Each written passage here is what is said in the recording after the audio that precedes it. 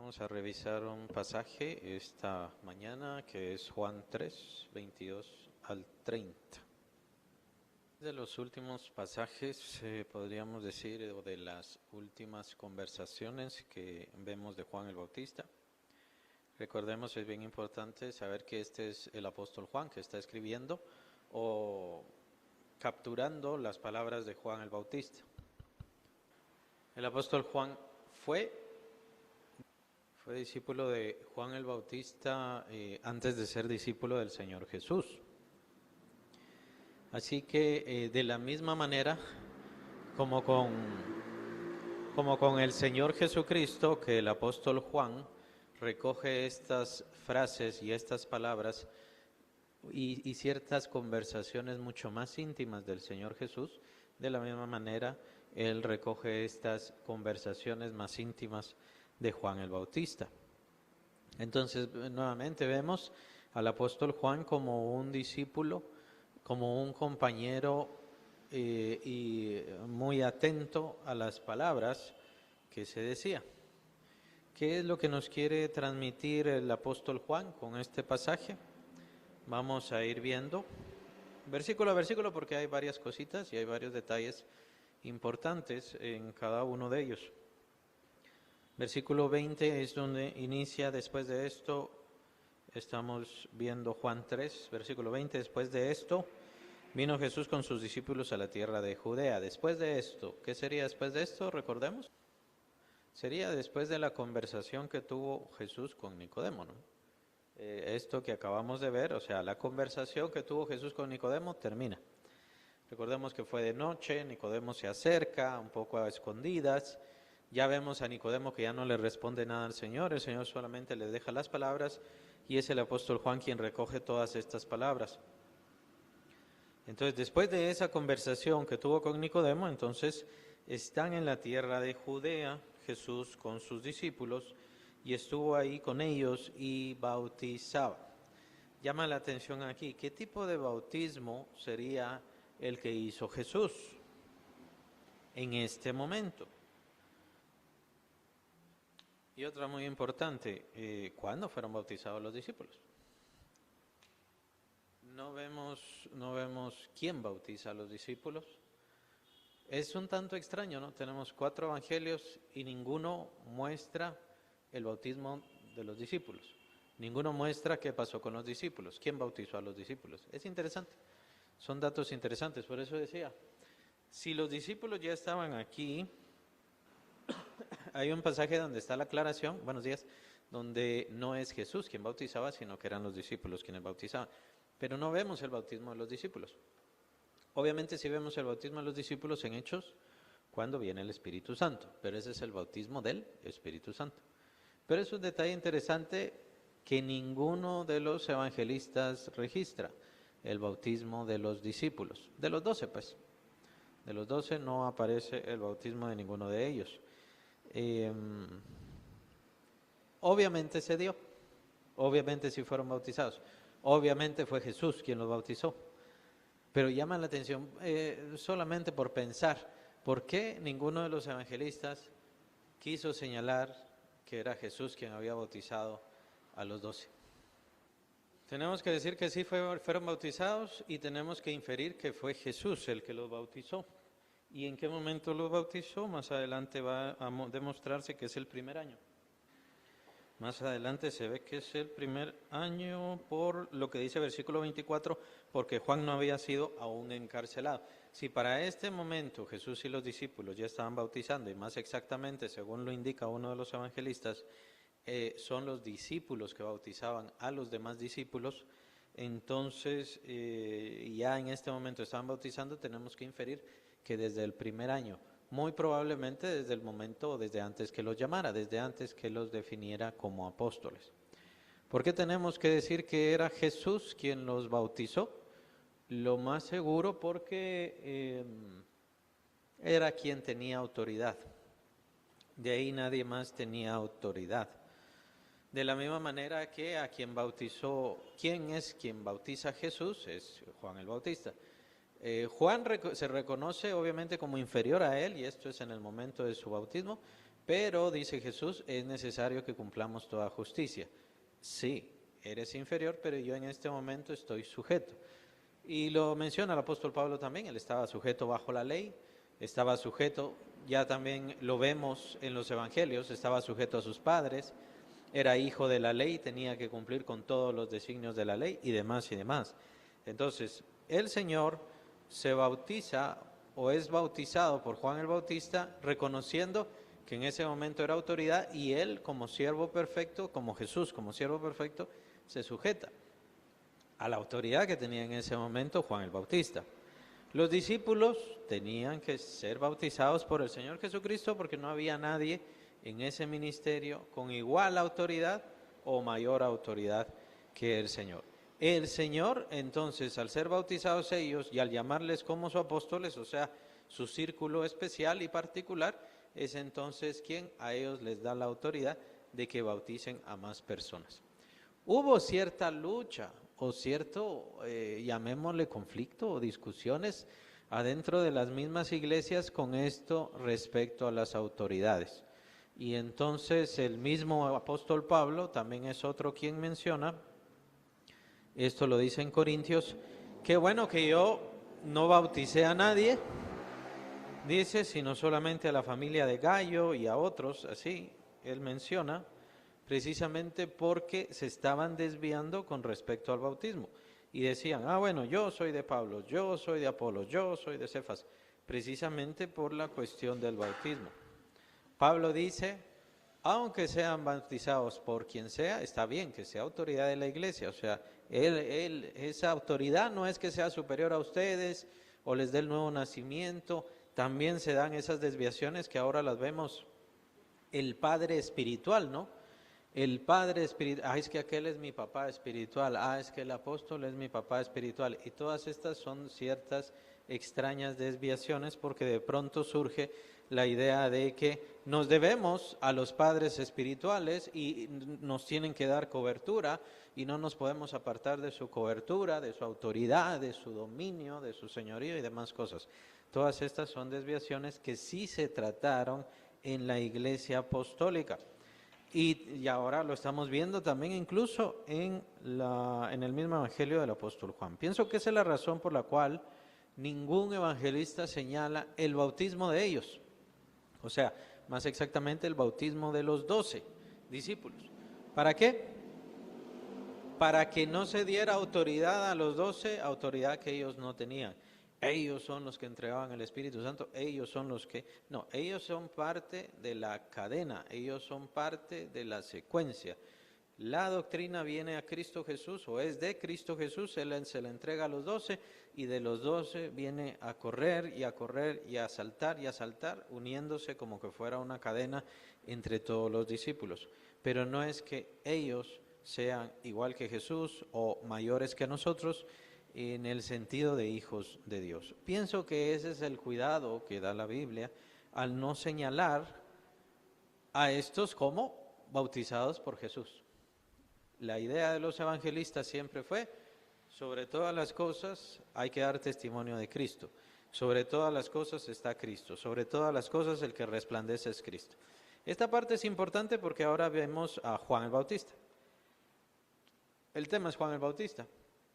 ¿Y qué sucede con Juan el Bautista? Es un personaje muy interesante, no solamente porque señala al Señor Jesús, ya lo vimos, da cuenta quién es el Señor Jesucristo, también ya vimos todo eso, y prepara el camino del Señor también. Pero la gran diferencia con Juan el Bautista es que en el tiempo de Jesús, en la vida de Jesús y cerca del ministerio de Jesús, hubo otro ministerio también de Dios. Y otro ministro también de Dios, enviado por Dios.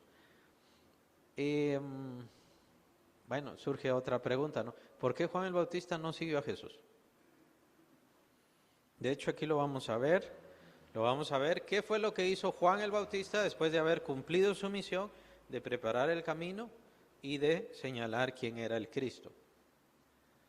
¿Por qué Juan el Bautista no sigue a Jesús? Acuérdense que aquí solo estamos especulando, no conocemos las intenciones de Juan el Bautista. Pero es interesante, ¿no? Todas estas ideas. porque Juan el Bautista no siguió a Jesús. Juan el apóstol en ese momento era discípulo de Juan el Bautista y siguió a Jesús. Nada más le señalaron, este es el Mesías, este es el Cordero de Dios que quita el pecado del mundo. Bueno, entonces ahí va el apóstol Juan. ¿Por qué no lo hizo así Juan el Bautista? Pero sí, concluimos que los discípulos fueron bautizados y tuvieron que ser bautizados por Jesús. Bueno, entonces regresemos a la pregunta. Desde este momento Jesús ya estaba bautizando. ¿Qué tipo de bautismo hacía? Recordemos el bautismo de Juan, por eso aquí está la pregunta bautismo. Recordemos el bautismo de Juan. El bautismo de Juan era de arrepentimiento. ¿Será que Jesús hacía lo mismo, el bautismo de arrepentimiento? Otra vez son acciones que no las conocemos. Exactamente, o sea, en ese momento Jesús no estaba predicando la venida del Espíritu Santo como ya ahora reciban el Espíritu Santo y todo lo demás, sino que lo estaba predicando así como lo vimos con Nicodemo, el nuevo nacimiento. Sí, pero no se estaba dando el nuevo nacimiento se da hasta en el día del Pentecostés. Entonces, ¿qué tipo de bautismo estaba haciendo Jesús ahí? ¿O estaba haciendo un bautismo así que igual que el de Juan el Bautista? No era el bautismo de arrepentimiento de Juan el Bautista porque Jesús no venía a hacer eso. Recordemos que el bautismo de arrepentimiento que hizo Juan el Bautista era específicamente para preparar el camino del Señor Jesús. Juan el Bautista, por eso su predicación, acuérdense, ¿no? Serpientes. ¿Quién les ha enseñado a librarse de la ira venidera? Y entonces les señalaba su pecado y ellos se compungían, se sentían mal, se sentían heridos, pero vengan a lavar sus pecados. Y entonces ese es el bautismo de arrepentimiento. Y entonces el pueblo salía a ser bautizado, todo el pueblo por Juan. Ese es el bautismo de Juan, bautismo de arrepentimiento. Se arrepiente de sus pecados, venga, y lave sus pecados en el bautismo por arrepentimiento. Ahora, Jesús no viene a traer eso. Jesús, ya lo vimos en todo el pasaje de Nicodemo, viene a traer el nuevo nacimiento y es el que nosotros aplicamos, obviamente, el bautismo de nuevo nacimiento, muerte y resurrección en Cristo. Pero ¿será que es eso lo que estaba aplicando el Señor Jesús? En este versículo que lo vimos, en el versículo 26. Delegar autoridad entre sus discípulos y que obviamente sus discípulos eran quienes seguirían el trabajo y la tarea de la iglesia. Pero también el Señor tuvo mucho este cuidado de Él no dejar nada. Recuérdense que Él ni siquiera dejó algo escrito. Sabía muy bien leer, lo más seguro es que sabía hebreo, sabría arameo y casi seguro que conocía el griego, además que el latín, ¿no? El que usaban los romanos. Existió siempre todo este cuidado. Recuérdense que las tablas de la ley fueron rotas y el Señor permitió que fueran rotas las que fueron escritas con su propio dedo. Las tablas, no de piedra, que son las que escribió Dios, sino las tablas de madera, las escribió Moisés.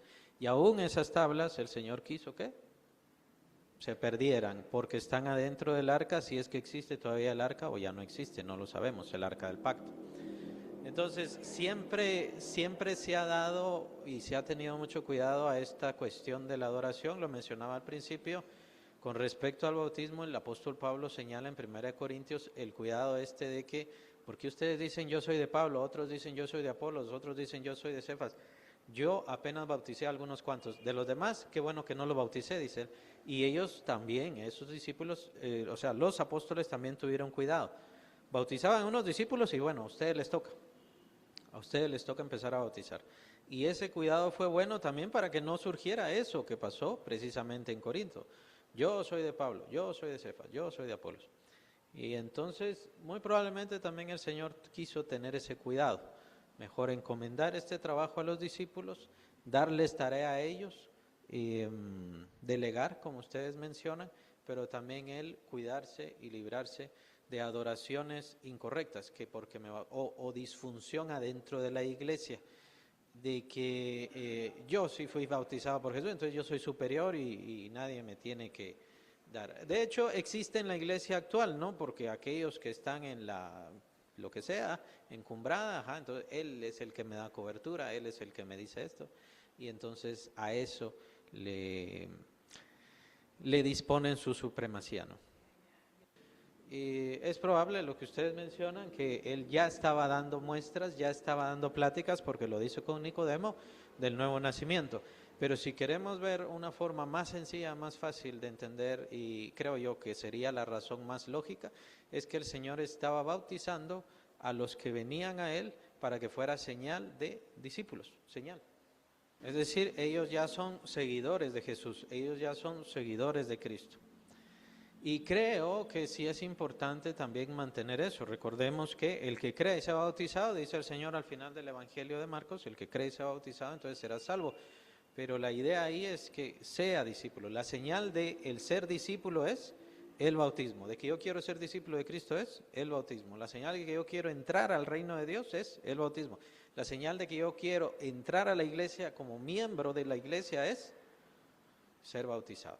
Lo cierto es que el Señor no delegó a nadie que no fuera bautizado, los apóstoles no delegaron a nadie que no fuera bautizado, a nadie llamaban pastor, maestro, ministro, ni nada así, adentro de la iglesia si no es bautizado. Entonces, en sentido elemental, la señal del bautismo es señal de ser discípulo de Cristo. O sea, seguidor de Cristo. ¿Ustedes van a ser mis seguidores? Bueno, bautícense.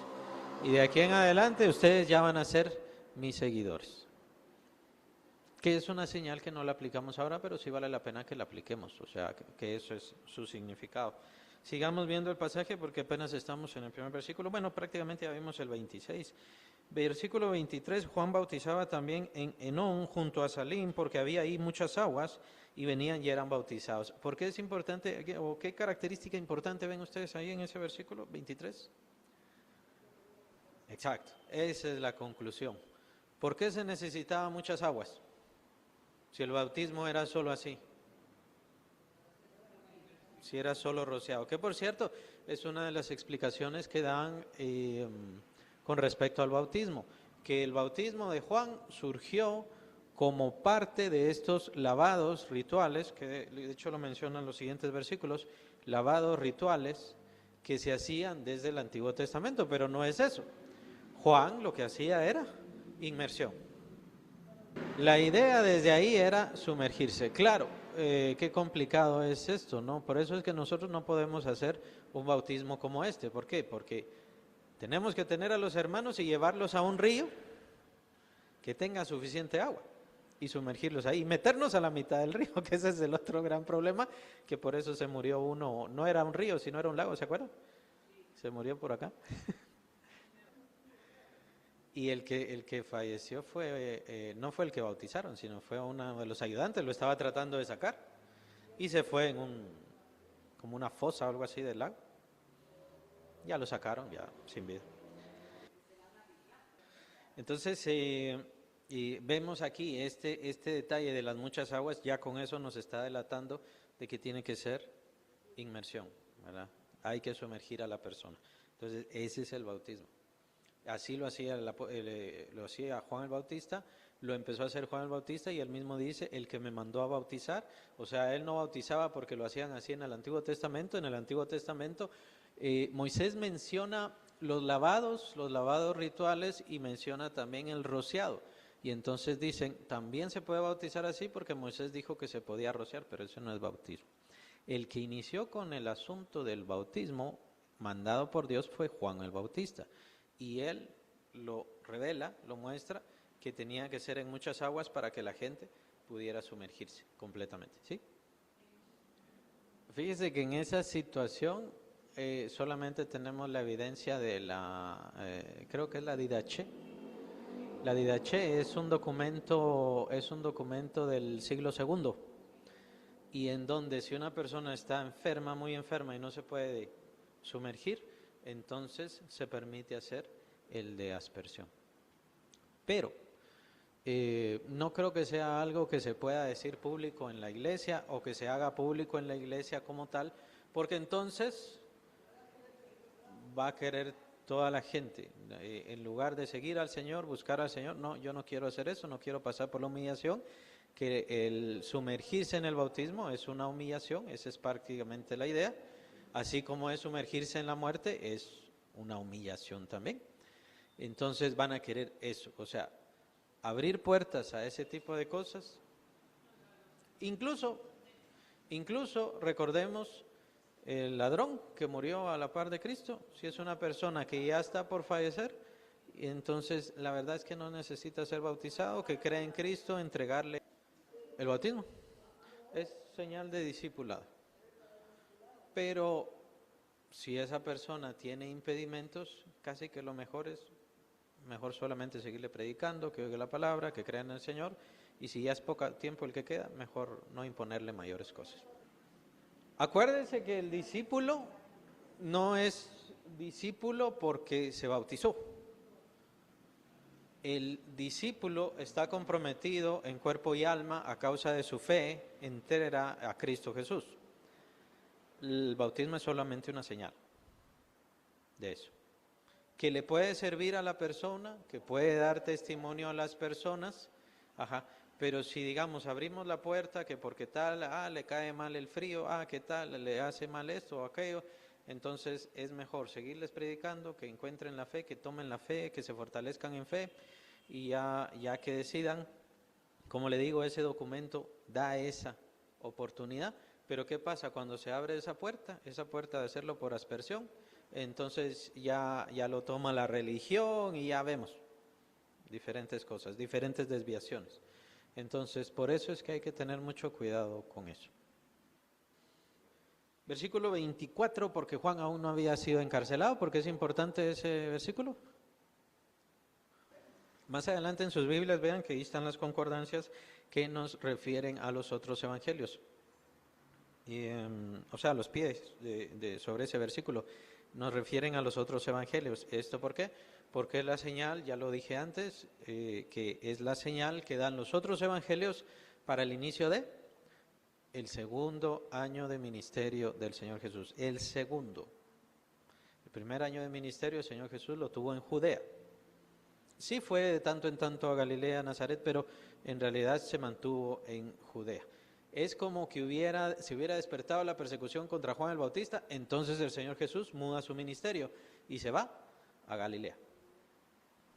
Que de hecho, ¿se acuerdan? Es el pasaje de Lucas, que va a Nazaret, y en Nazaret le quieren quitar la vida, en la sinagoga a la cual él iba. Y entonces él muda su ministerio a Galilea, a todo lo que es el mar de Galilea, a toda esa área. Y entonces es bien importante ese versículo.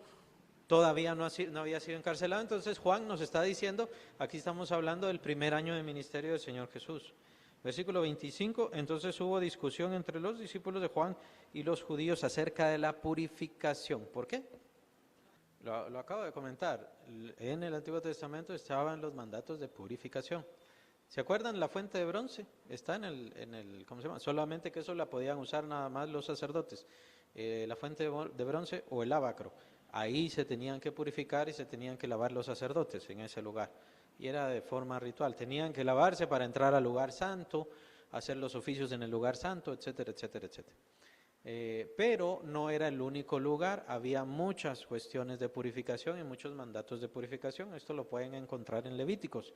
Y por eso es que en el Nuevo Testamento encontramos estos estanques bien importantes. ¿Se acuerdan? ¿Un nombre de uno de los estanques? Sí lo es. ¿Otro? Bethesda. ¿Sí? ¿Qué son estos estanques? Según se entiende como que por narraciones y referencias, estos estanques en realidad les podríamos decir ahora piscinas, eran piscinas grandes, eran piscinas enormes, largas pues, no profundas, sino grandes, porque la idea era que, obviamente, recuérdense, era solo un templo en Jerusalén, el templo de Herodes, y ahí llegaba multitud de gente, pero tenían que cumplir con los ritos de limpieza, de purificación que menciona acá. Entonces por eso necesitaban estas grandes piscinas, estos grandes lugares para poder lavarse y purificarse. Estos eran ritos de purificación, ritos de lavado. La mujer, es una clásica, la mujer con su periodo tenía que lavarse porque era inmunda. Después de estar embarazada tenía que lavarse no sé cuántas veces porque era inmunda. Donde se sentaba era inmundo, y etcétera, había que lavar. Así, de ahí es que surgen todos estos ritos y todos estos rituales de purificación. Es de esto de lo que están discutiendo los judíos, ¿sí? De hecho, ese es el trasfondo del milagro del Señor Jesús. Si no estoy mal, es en el estanque de Bethesda. ¿Se acuerdan que había un paralítico que estaba esperando que un ángel moviera las aguas? Y él quería entrar. Pero cuando se mueven las aguas, decía él, otros más entran y otros son sanados. Entonces viene Jesús y lo sana. ¿Y eso qué quiere decir? Si entendemos cuál era el sentido del estanque de Bethesda, quiere decir que el estanque de Bethesda le iba a purificar de sus pecados y entonces por eso él recibiría la sanidad. Pero ¿qué está diciendo Jesús? Soy yo verdaderamente quien te purifico. Soy yo quien te limpio. Esa es la idea y ese es el verdadero sentido de ese milagro, tan profundo y tan importante. Y por supuesto que él era mucho mayor que cualquier ángel, ¿no? Es que se dio el misticismo que lo narra este paralítico. El misticismo era que venía un ángel y movía las aguas. Entonces el primero que entraba era el que se sanaba. Y obviamente esto significa que también se perdió el sentido ritual. La idea era solo purificarse. Dios nunca dijo que los ángeles iban a hacer eso o aquello. Y el Señor no certifica ninguna de todas esas cosas. Jesús está demostrando que Él es superior y que es el que verdaderamente purifica los pecados. Que recordemos, esa purificación de verdad limpia de los pecados. Es Dios quien lo iba a hacer. Lo pueden encontrar capítulo 13 de Zacarías, versículo 1 y versículo 2. En un día Dios iba a quitar el espíritu de inmundicia e iba a destruir los pecados. ¿En dónde se cumple eso? Solamente en Cristo Jesús. Y es Él, como dice también el apóstol Juan en su carta, que con su sangre nos purifica de toda maldad. Zacarías 13, 1 y 2. Zacarías 13, 1 y 2. Entonces, ¿por qué creen ustedes que había discusión aquí entre los judíos, hablando de la purificación, y los discípulos? Perdón, los discípulos de Juan. No son los discípulos de Jesús. No estarían hablando del nuevo nacimiento, de ninguna de esas cosas. Pero es que aquí no están hablando los discípulos de Jesús, ni están hablando de Jesús. Están discutiendo sobre la purificación. Veamos. Entonces hubo discusión entre los discípulos de Juan y los judíos acerca de la purificación. La purificación es lo que acabamos de mencionar ahorita. Tenemos que concluir que son los mismos que estaban molestando a Jesús siempre, los fariseos o los doctores. ¿Por qué no hacen las cosas conforme a la ley o conforme a la tradición de los ancianos? Básicamente siempre es la misma historia. Es importante este pasaje porque nos hace entender que Juan no estaba haciendo lo mismo de la purificación, que es una de las explicaciones que se dan ahora, por cierto. Es que Juan estaba haciendo el bautismo así como se hizo por mucho tiempo, por muchos siglos desde el Antiguo Testamento. No, lo que trajo Juan el Bautista fue algo nuevo, dado por el Señor, entregado por el Señor, y no tenía las mismas funciones. Nuevamente, la cuestión ritualístico, religioso, con esto se iban a purificar. No, dice Juan, yo estoy bautizando por arrepentimiento. Esa sería la discusión con los discípulos de Juan. Es que este es un bautismo de arrepentimiento. No, pero es que tienen que hacerlo en el templo. Dios no dijo nada sobre el templo con respecto a lavarse. Es cierto que ahí está el estanque de Siloé y todo lo demás. Pero Dios solamente dijo, lávate con agua. Y eso fue en el desierto. ¿Cómo se iban a lavar en el templo o allá, en el desierto? Allá no había para hacer estanques, ¿no? Ajá. Entonces, no, yo no estoy violando nada en cuanto a la ley. A mí Dios me mandó a hacer esto y esto es diferente. A mí me parece evidencia muy interesante de que el bautismo de Juan no es una copia o no venía de los rituales del Antiguo Testamento. Fue dado por Dios. Para esa función exactamente.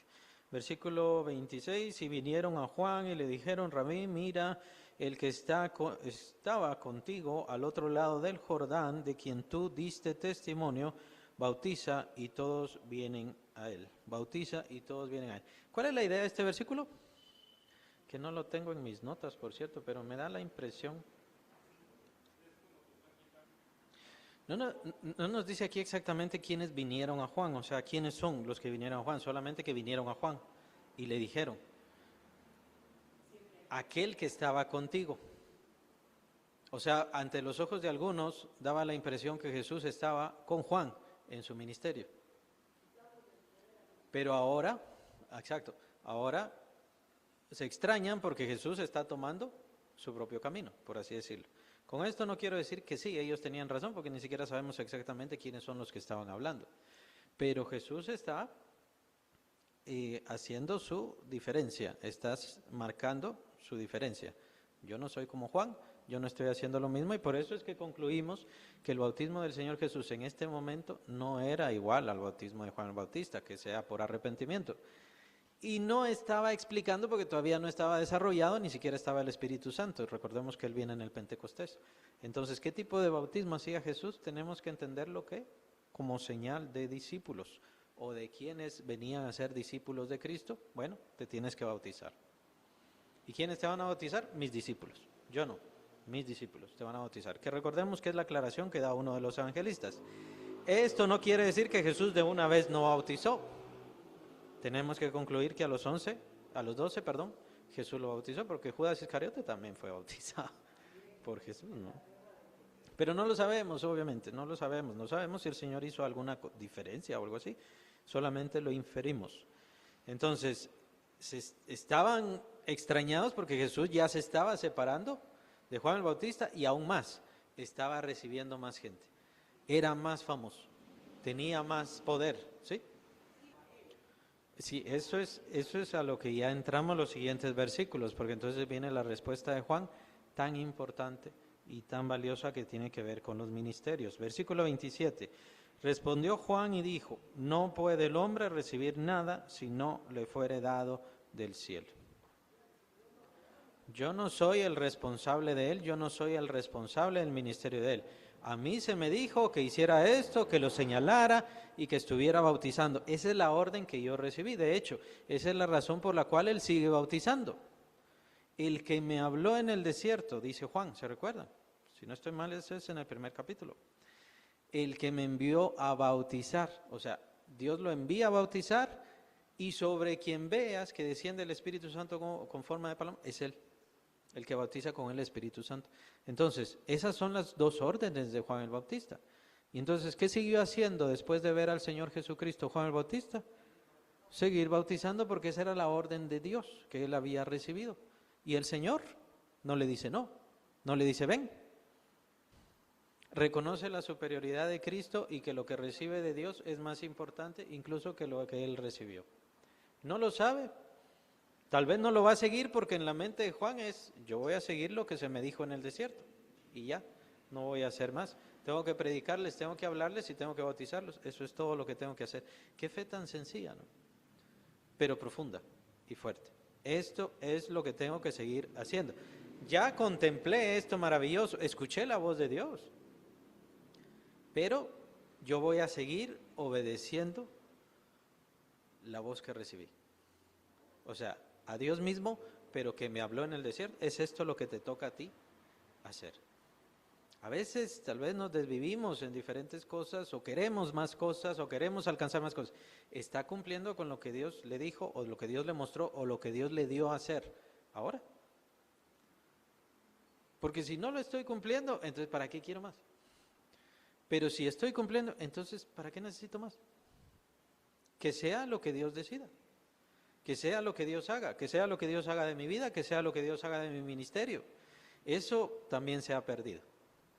No quiero decir que con esto no seamos ambiciosos o que la ambición sea mala o que el deseo de crecer, de ser más y de llegar a más personas sea malo. No, pero al final quien decide es Dios.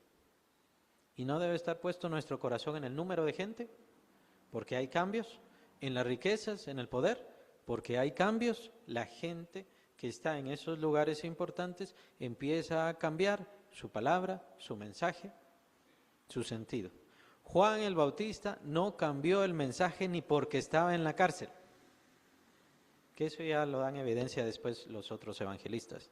Recordemos que fue Herodes quien lo encarcela y Herodes estaba feliz con mantenerlo ahí, pero él lo llamaba. ¿Ustedes creen que él cambió ahí el mensaje? Juan el Bautista no cambió el mensaje, siguió. Solo que ¿a quién? A Herodes.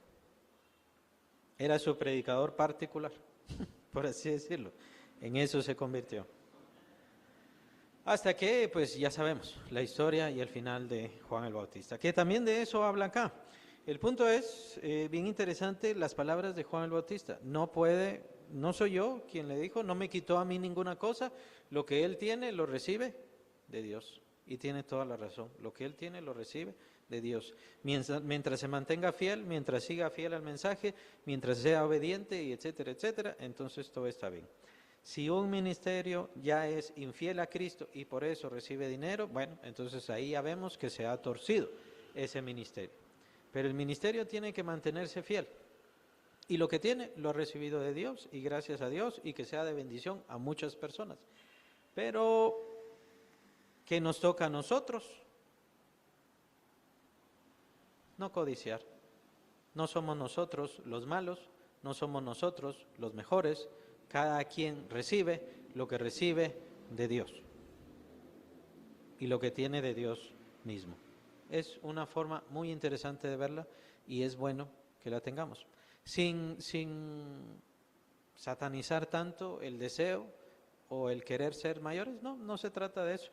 Pero tampoco pongamos nuestro corazón en eso. Yo tengo que multiplicar, sea la congregación, si hablamos de un ministerio, o sea, incluso se puede aplicar en un trabajo. Este trabajo, este servicio yo lo tengo, ¿por qué? Porque el Señor me ha permitido tener esto. Y lo bendice, y lo multiplica. Y Él sabe qué va a hacer con ese ministerio. ¿Qué es lo que tengo que hacer yo? Servirle, honrarle. Eso es lo que a mí me toca, ser siempre su siervo. Versículo 28, vosotros mismos me sois testigos de que dije, yo no soy el Cristo, sino que soy enviado delante de Él. Soy enviado delante de Él, esa era su función, ser el que viva a preparar el camino. Ya lo hemos visto y lo hemos visto en los otros evangelios. Versículo 29, el que tiene la esposa es el esposo, mas el amigo del esposo que está a su lado y le oye, se goza grandemente de la voz del esposo. Aquí es fácil entender esta figura, ¿no? ¿Quién es el amigo del esposo? Acá. El amigo del esposo, ¿quién es? Juan el Bautista. ¿Y quién es el esposo? En esta figura. Jesús. El esposo es Jesús.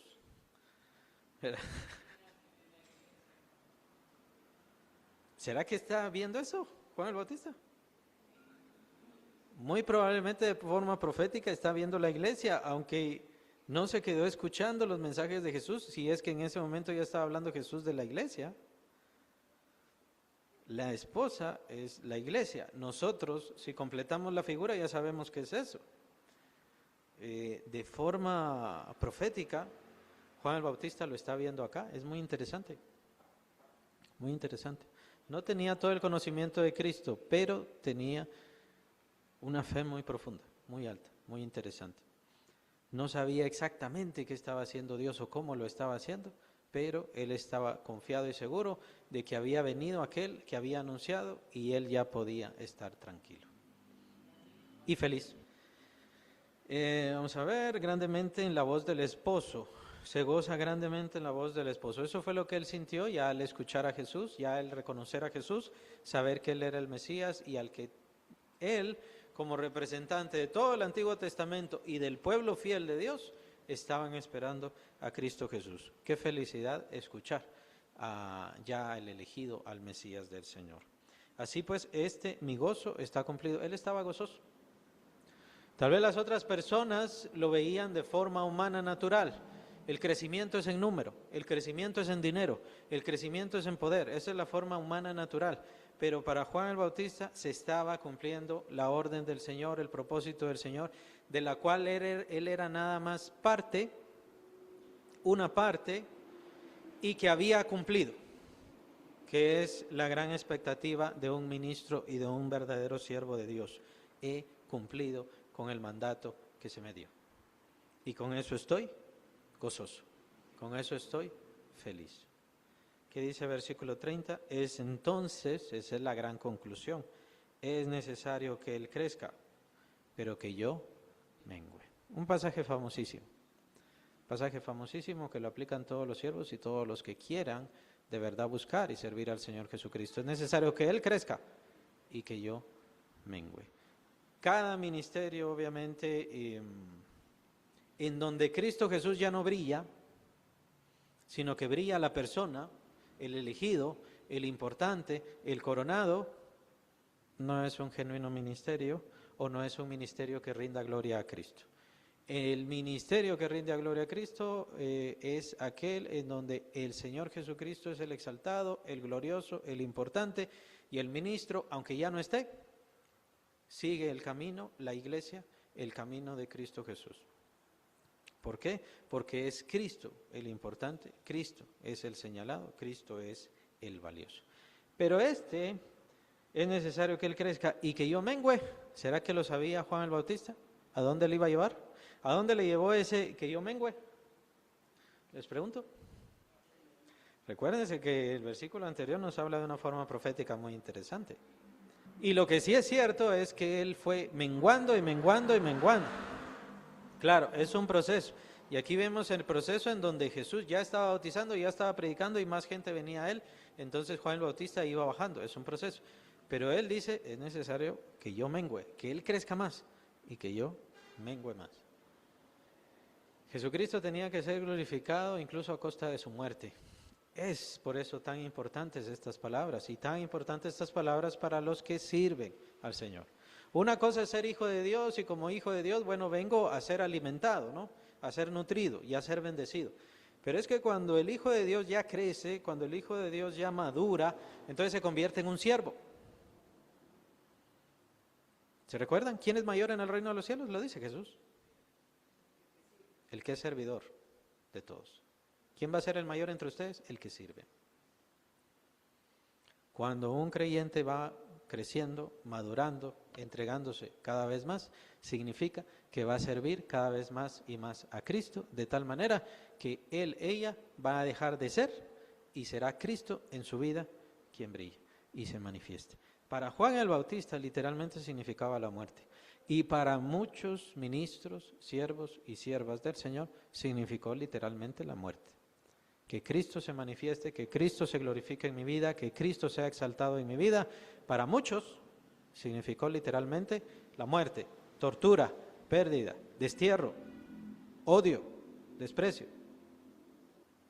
Para eso hace falta una fe firme, fuerte, sólida, contundente y que resista todos los males. No que vino este mal, ya no voy a la iglesia. Vino este mal, ya no leo, ya no oro. No.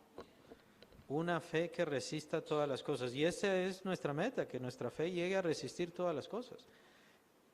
Sin importar qué desgracias vengan a este mundo.